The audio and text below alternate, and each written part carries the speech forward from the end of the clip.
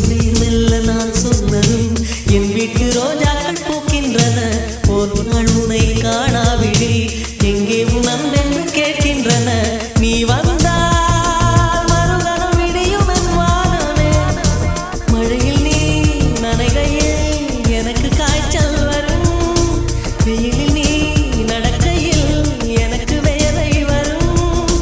உடல்கள் ரெண்டு உணர்வுகள் ஒன்று. ரோஜா ரோஜா ரோஜா ரோஜா ரோஜா